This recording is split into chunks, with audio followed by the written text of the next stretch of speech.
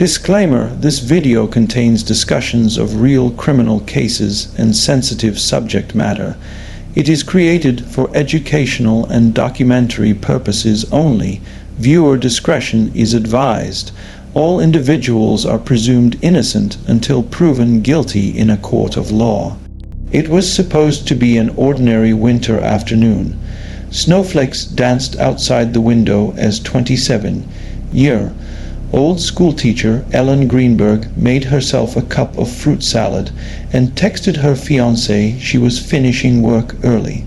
Within 45 minutes she would be found on the kitchen floor lifeless, a knife lodged deep in her chest, 20 stab wounds covering her neck, chest, and back.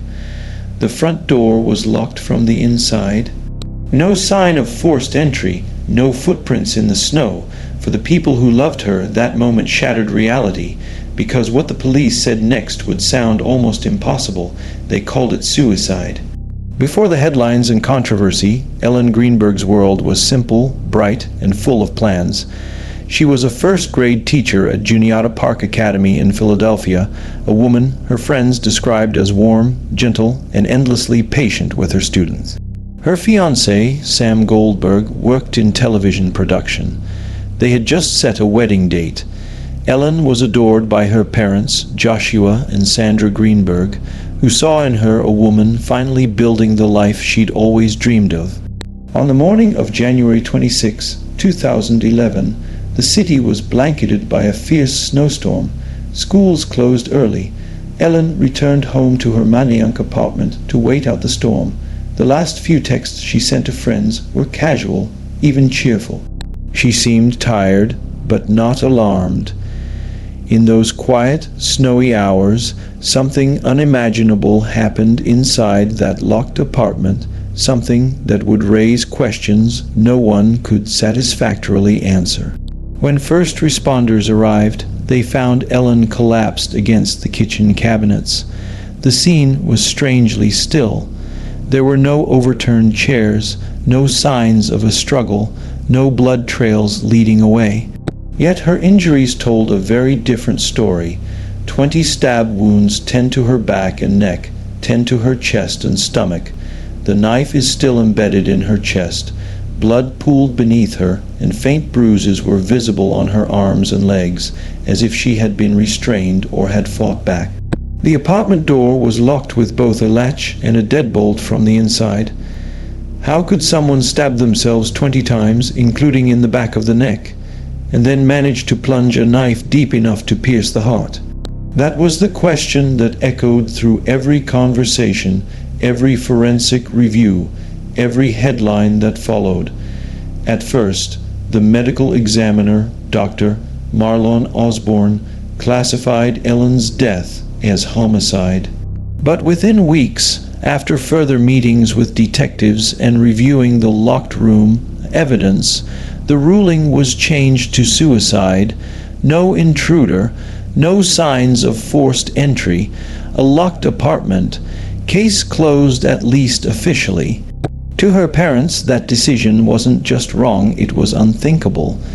Joshua and Sandra Greenberg refused to accept the suicide ruling. They had spoken to their daughter just the night before her death. She had been planning lessons for her students, discussing her wedding and worrying about the storm. Nothing about her words or tone hinted at despair. Then came the details, the 20 stab wounds, the bruises, and the knife left embedded in her chest. Ellen's parents couldn't understand how anyone could see that as suicide. They hired private investigators, forensic experts, and attorneys. Each new examination deepened the mystery instead of solving it. Forensic pathologists pointed out that some of Ellen's wounds were in places nearly impossible to self-inflict with consistent force: the back of the neck, scalp, and upper spine. Others were shallow, what some experts call hesitation marks, but several were deep enough to strike bone. Despite this, the official report held firm. Ellen had taken her own life. The rationale rested on one central detail: the locked apartment. No one else could have entered or left without breaking the latch or leaving footprints in the fresh snow outside the door. But that logic ignored another possibility, that the scene could have been staged. The Greenbergs launched a decade-long battle, filing lawsuit after lawsuit, pushing for the ruling to be changed from suicide to homicide, or at least undetermined. They accused authorities of ignoring evidence, mismanaging the investigation, and prematurely closing the case. Their persistence uncovered inconsistencies. Crime scene photos revealed bruises on Ellen's body in different stages of healing. Blood spatter patterns didn't fully align with the position in which she was found, and the timeline offered by her fiancé, who discovered her after returning from the gym, left small but crucial gaps investigators never publicly reconciled. Each new revelation only deepened the family's sense that the truth had been buried. Could Ellen have suffered a psychological break so severe she stabbed herself 20 times? Could stress, anxiety, or medication have played a role? Or had someone silenced her, someone who knew how to make it look like she did it herself? Experts remain divided. Some forensic analysts argue that extreme, frenzied self-harm cases have occurred under psychotic breaks. Others call that explanation implausible, noting the strength required to stab through bone multiple times. Even the simple physics of the case seemed to argue back. A knife with a 10-inch blade embedded with such force that it had to be pulled out by medical personnel doesn't easily fit a scenario of self-infliction. Still, the locked from the inside narrative became a shield, a single, seemingly airtight piece of logic that overruled every uncomfortable detail. Years passed, but the Greenbergs never stopped fighting. They brought in renowned forensic experts who reviewed autopsy photos, blood patterns, and medical notes. Many concluded that Ellen's wounds were inconsistent with suicide. They petitioned courts, demanded document releases, and gained national media attention. Each new report reignited public fascination and outrage. Podcasts, TV shows, and online discussions all asked the same haunting question. In 2023, a Pennsylvania appeals court dismissed the family's attempt to overturn the ruling, saying they lacked the legal standing to force the medical examiner's office to reopen the case. But the legal fight didn't end there. In 2024, the Pennsylvania Supreme Court agreed to review whether families have the right to challenge official cause of death rulings, a move that could redefine how such cases are handled statewide. Meanwhile, forensic re-examinations continued behind closed doors. In October 2025, more than 14 years after her death, the Philadelphia Medical Examiner's Office once again reaffirmed Ellen Greenberg's death as suicide.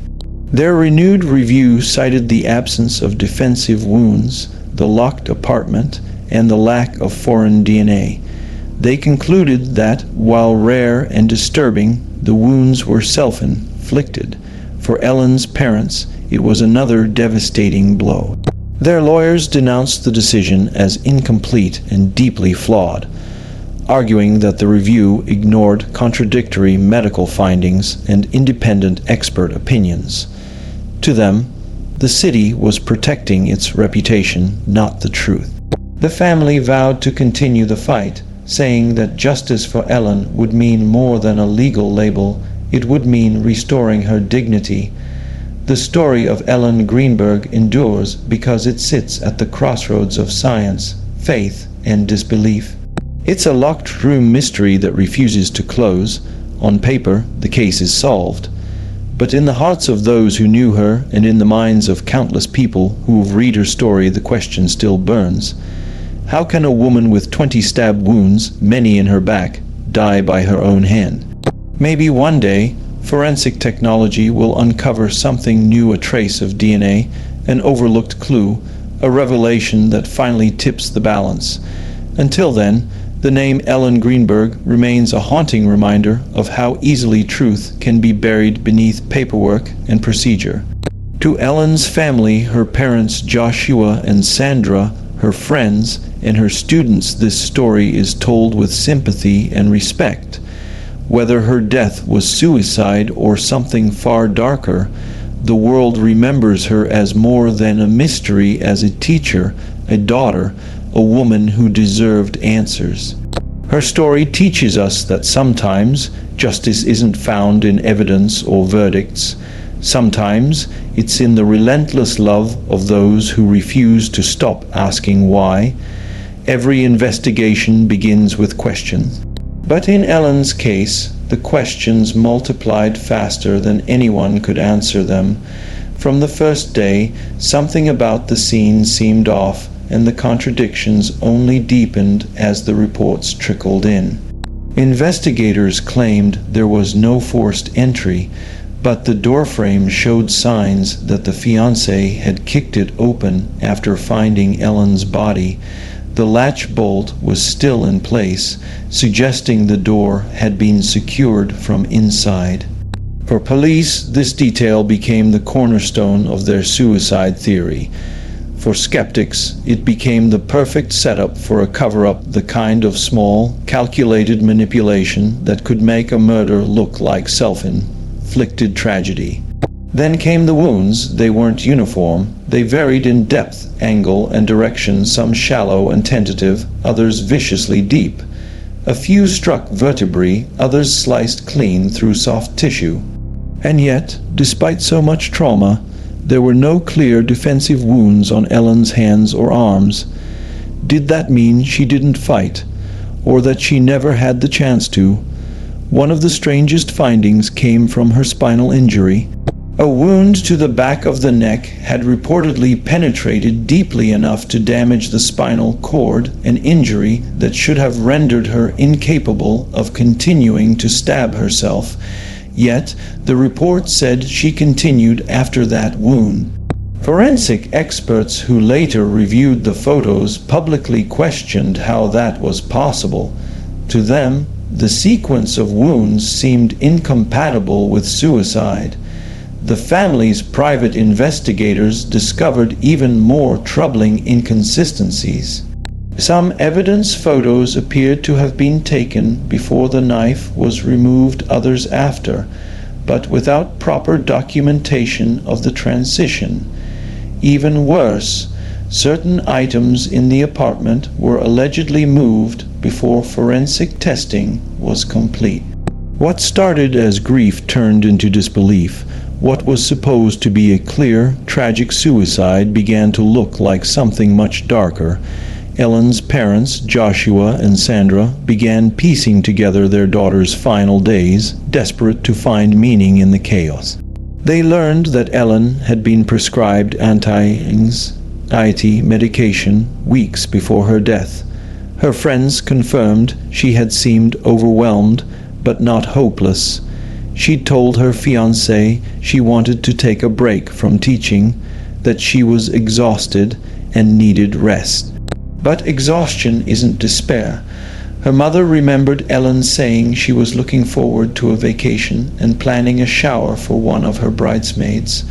To those closest to her, there were no warning signs of suicidal intent, no farewell notes, no sudden withdrawals, no messages of goodbye. Yet the city's official stance was firm. The coroner's final report stated there was no evidence of foul play. No foreign fingerprints, no intruder DNA, a locked apartment, a closed case. The Greenbergs couldn't accept that. Over the years, multiple independent experts reviewed Ellen's case file, each coming to radically different conclusions. Some supported the original ruling, arguing that a suicide by multiple stab wounds, though extremely rare, was not impossible. They pointed to other recorded cases of self-inflicted stabbing, often linked to extreme psychological breakdowns, but the majority of independent reviewers disagreed. They cited the distribution of wounds and the sequence of injuries as profoundly inconsistent with suicide. They noted that the bruises on Ellen's arms suggested restraint or defensive reactions, not random self-inflicted trauma. Then came the revelation that her spinal cord injury, if sustained early, would have made movement or coordination impossible afterward. How, they asked, could she continue stabbing herself with precision after that? To the Greenbergs, this wasn't just doubt, it was evidence. In 2023, after more than a decade of petitions, lawsuits, and denied motions, a Pennsylvania appellate court ruled that the Greenbergs did not have legal standing to challenge the medical examiner's findings. In other words, even if they were right, even if every expert they'd hired was correct, they had no legal authority to force a reclassification of their daughter's death. The ruling was devastating. But it wasn't the end. In 2024, the Pennsylvania Supreme Court agreed to review the broader question: can families challenge a medical examiner's ruling on cause or manner of death? If the court sides with the Greenbergs, it could change state law, forever giving other families in similar circumstances the right to demand accountability. For Joshua and Sandra, it's about more than justice. It's about dignity, the right to have their daughter's story told truthfully. In October 2025, the Philadelphia Medical Examiner's Office reaffirmed the suicide ruling. Despite the years of controversy, they concluded that the evidence supported self-inflicted wounds. The office cited the absence of external DNA, the locked interior door, and wound consistency with repetitive self-harm as key reasons for keeping the ruling unchanged.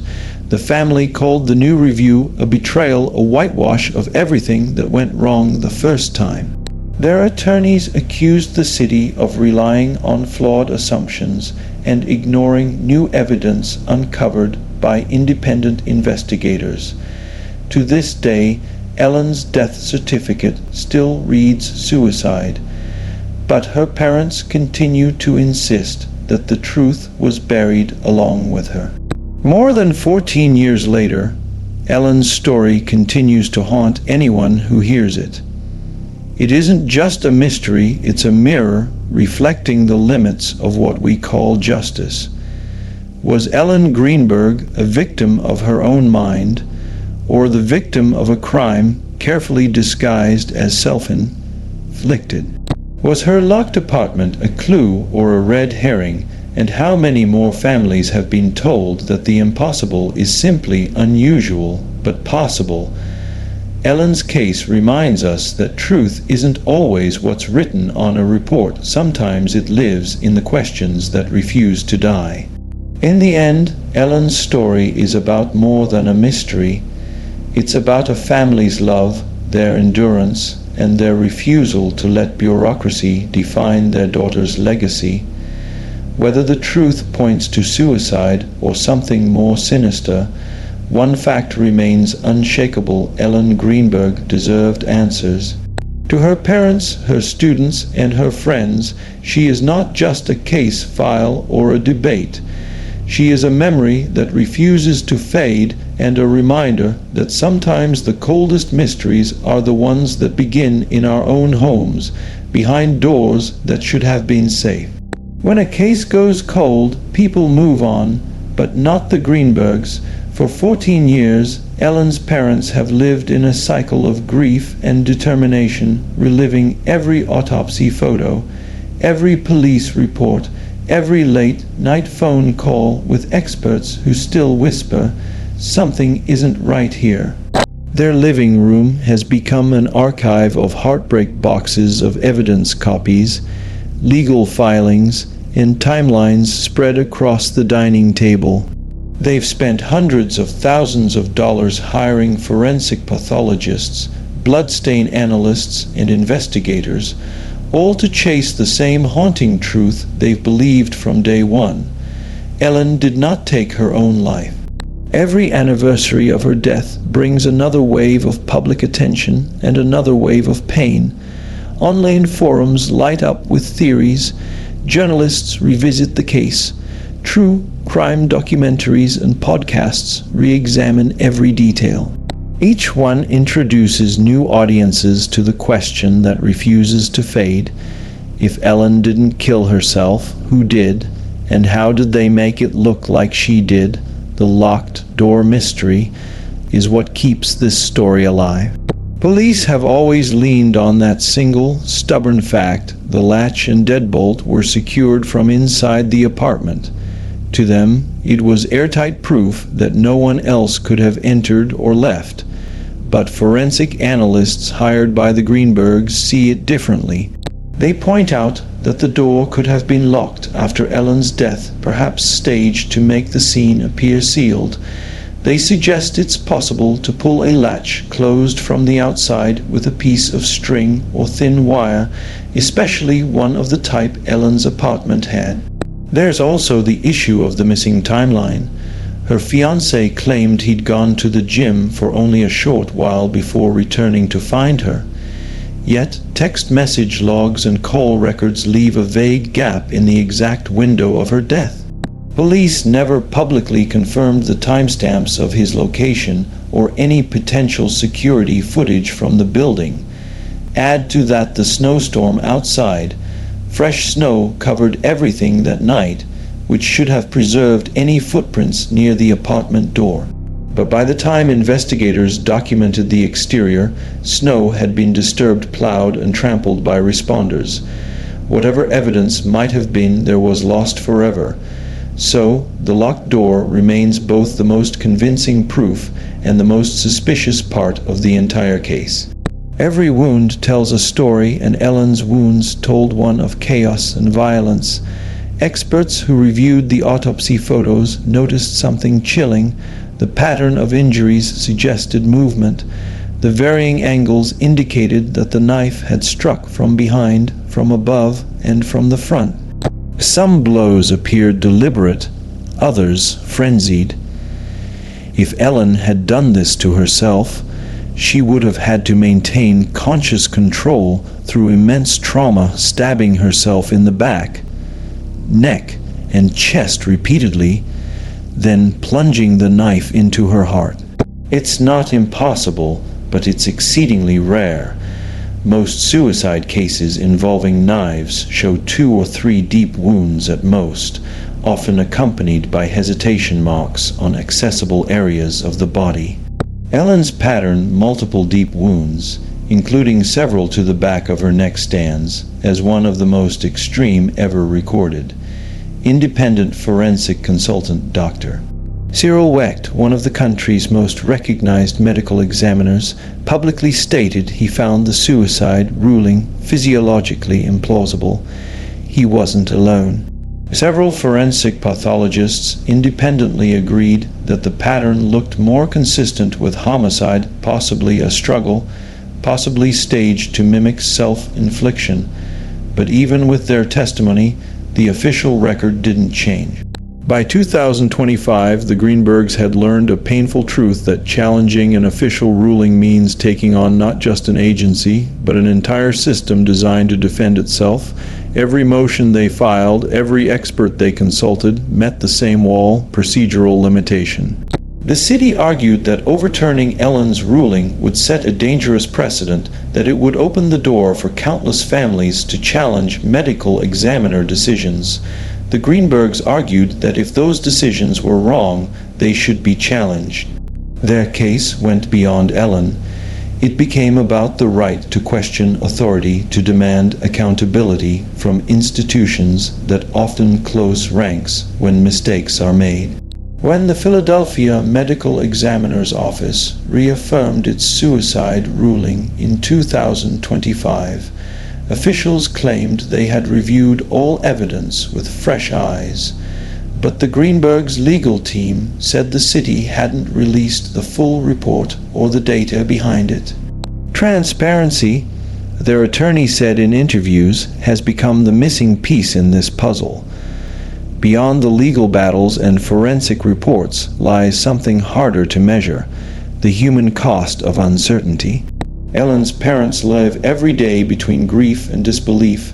They've said that some nights they replay her final phone calls in their heads, trying to hear anything that might explain what happened. They still set a place for her at the table on holidays. They still speak to her photo as if she might somehow answer. Her students, now grown, occasionally reach out to her family, sending letters and drawings they made for MS. Greenberg years ago, one former student wrote, "She told me I was special when I didn't believe I was." That's how most remember Ellen, not as a mystery, but as a light. 14 years later, the case of Ellen Greenberg remains one of the most controversial death investigations in modern American forensic history. It has sparked law school debates, true crime documentaries, and public calls for reform. But the question remains, will there ever be closure? If Ellen was murdered, the killer may have walked free for more than a decade. If she truly took her own life, then her family's suffering has been magnified by false hope. Either way, the system failed her through rushed conclusions, inconsistent reports, and the unwillingness to admit uncertainty. Because at the heart of this story lies one painful truth: institutions rarely correct themselves unless they are forced to. And that's what makes the Greenbergs' fight so important. It's no longer just about one woman's death, it's about the integrity of every death certificate that bears the word suicide when the evidence says maybe not. Some stories don't end with justice. They end with silence, the kind that hangs heavy over unanswered questions. Ellen's case is one of those stories. Maybe the truth lies somewhere between what the reports say and what her family believes. Maybe it's hidden in the missing minutes, in the data that was never recovered, in the snow that fell too fast and covered everything. But one thing is certain: Ellen Greenberg's name will not fade into the background of forgotten cases. Her story continues to echo not because of conspiracy or curiosity, but because of love, the kind of love that refuses to let go, that refuses to settle for case closed. Ellen's parents often say they'll fight for her until their last breath. And perhaps in that relentless fight, they've already given her what she was denied, a voice that can't be silenced. This story is told with the deepest sympathy to the Greenberg family and to all who've lived with unanswered questions.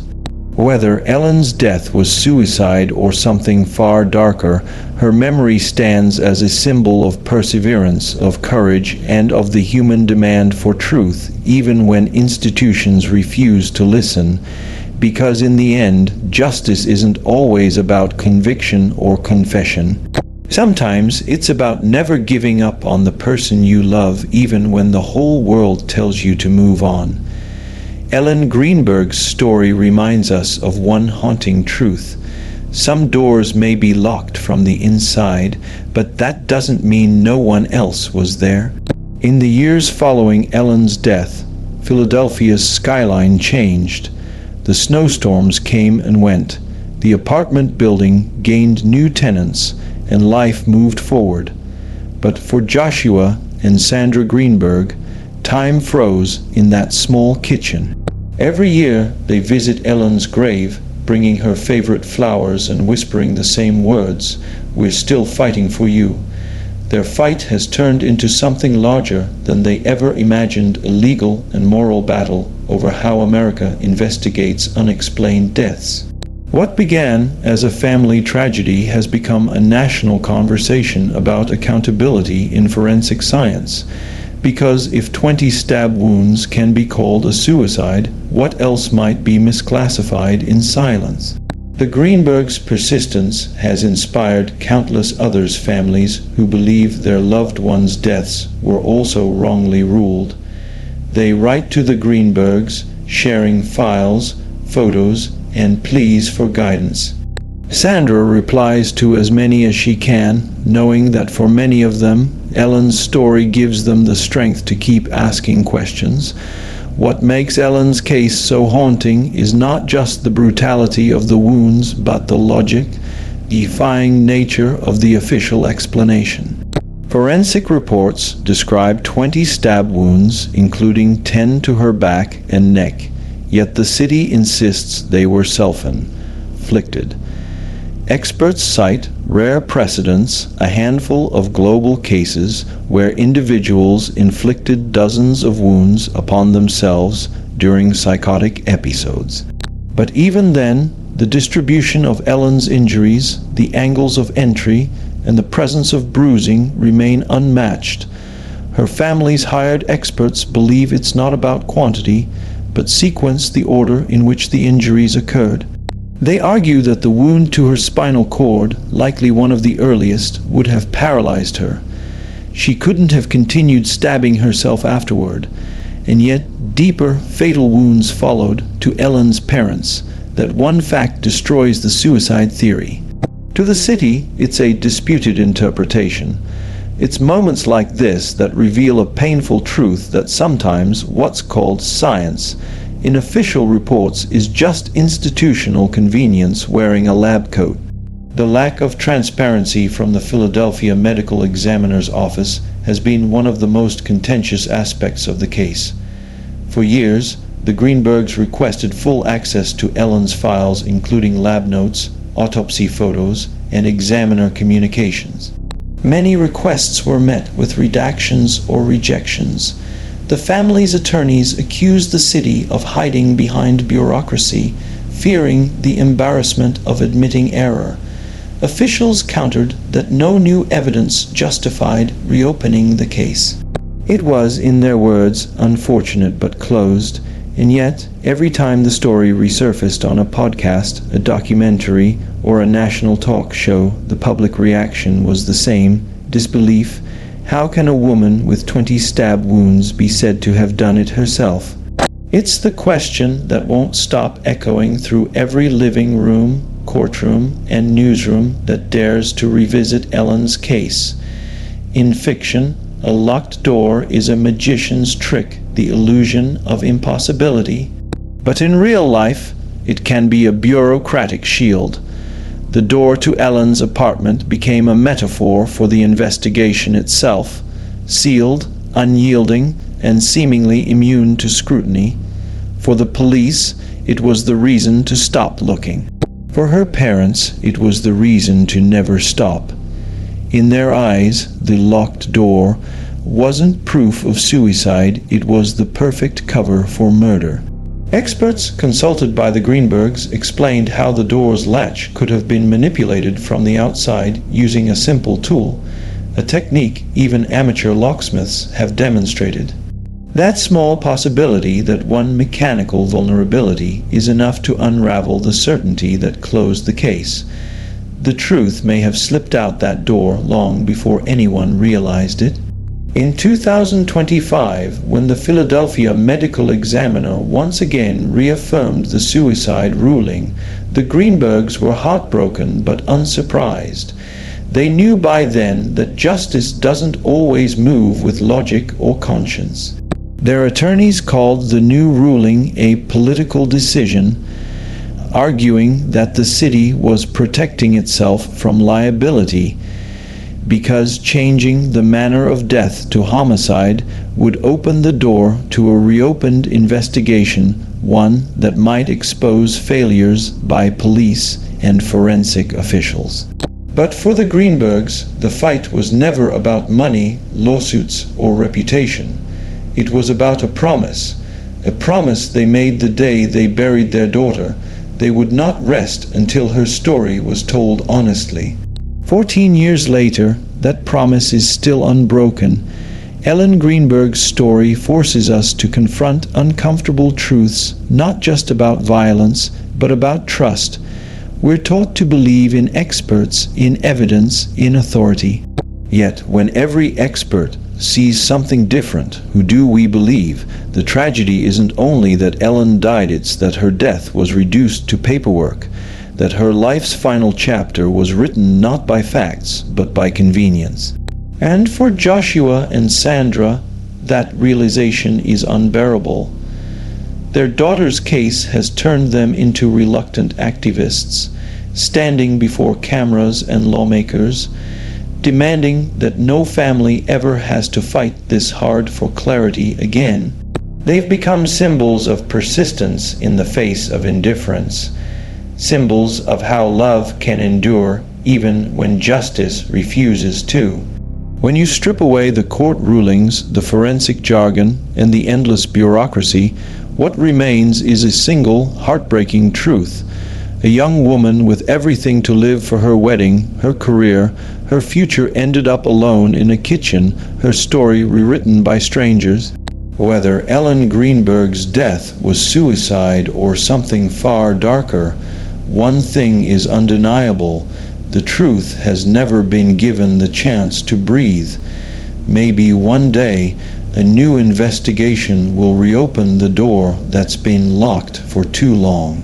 Maybe technology or conscience or sheer persistence will force the world to look again. Until that day, Ellen's story remains suspended in that impossible space between fact and doubt, a case that challenges logic, a family that defies silence, and a memory that refuses to fade. To the Greenberg family, and to all who carry unanswered questions, this story is told with respect and empathy. Ellen's name deserves peace, her story deserves honesty, and her loved ones deserve closure, because sometimes justice doesn't come from verdicts or autopsy reports. Sometimes it comes from the simple, relentless refusal to stop asking, what really happened to Ellen Greenberg? Ellen Greenberg's story is more than a case file or a headline. It is a life cut tragically short, a family's enduring grief, and a relentless search for truth that refuses to be silenced. To her parents, Joshua and Sandra, and to her friends, students, and everyone who loved her, this story is told with the deepest respect. Whether Ellen's death was suicide or something far darker, her memory lives on in the lives she touched, the students she inspired, and the unwavering devotion of those who refuse to accept uncertainty as the final answer. Her story reminds us that sometimes justice is not found in official rulings, court decisions, or forensic reports. Sometimes justice is found in the refusal to stop asking questions, in the love that demands answers, and in the courage to keep seeking truth even when the world says it is impossible. Ellen Greenberg's name will not fade. Her story will not be forgotten, and for all who knew her, and for those who continue to seek justice on her behalf, her life remains a guiding light, a reminder that even in the face of tragedy, love, persistence, and the search for truth endure. Rest in peace, Ellen. Your story matters, and your memory will always be honored.